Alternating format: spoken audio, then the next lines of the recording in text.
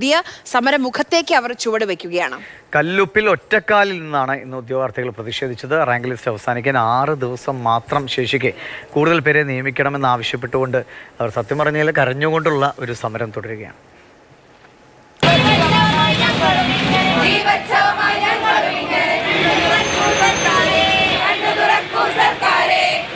വനിതാ പോലീസ് ഉദ്യോഗാർത്ഥികളുടെ സമരം അതിന്റെ 11ാം ദിവസത്തിൽ എത്തി നിൽക്കുകയാണ്.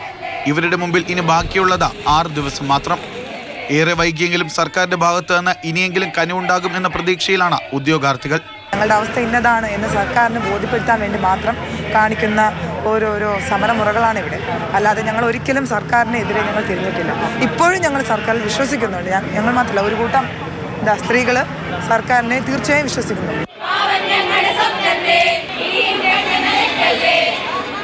മെയിൻ ലിസ്റ്റിൽ 674, സപ്ലിമെന്ററി ലിസ്റ്റിൽ 293 എന്നിങ്ങനെ 967 പേരാണ് റാങ്ക് ലിസ്റ്റിൽ ഇടം പിടിച്ചിട്ടുള്ളത്. ഇതിൽ 259 പേർക്ക് മാത്രമേ ഇതുവരെ നിയമന ശുപാർശ ലഭിച്ചിട്ടുള്ളൂ. എന്നാൽ 570 ഒഴിവുകൾ നിലവിലുണ്ടെന്ന വിവരാവകാശ നിയമപ്രകാരമുള്ള അപേക്ഷയ്ക്ക് തങ്ങൾക്ക് മറുപടി ലഭിച്ചിട്ടുണ്ടെന്നും സാമ്പത്തിക പ്രതിസന്ധിയുടെ പേര് പറഞ്ഞ് ഒഴിവുകൾ റിപ്പോർട്ട് ചെയ്യാത്തതാണെന്നും ഉദ്യോഗാർത്ഥികൾ പറയുന്നു. കഴിഞ്ഞ ലിസ്റ്റ് അവസാനിക്കുന്നതിന് 2 ദിവസം മുന്നേ വേക്കൻസി ബൾക്കായിട്ട് വന്നായിരുന്നു. അപ്പോൾ അതുപോലെ നമുക്കും കിട്ടുമെന്നൊരു പ്രതീക്ഷ ഇപ്പോഴും ഉണ്ട് സർക്കാരിൻ്റെ അടുത്ത്.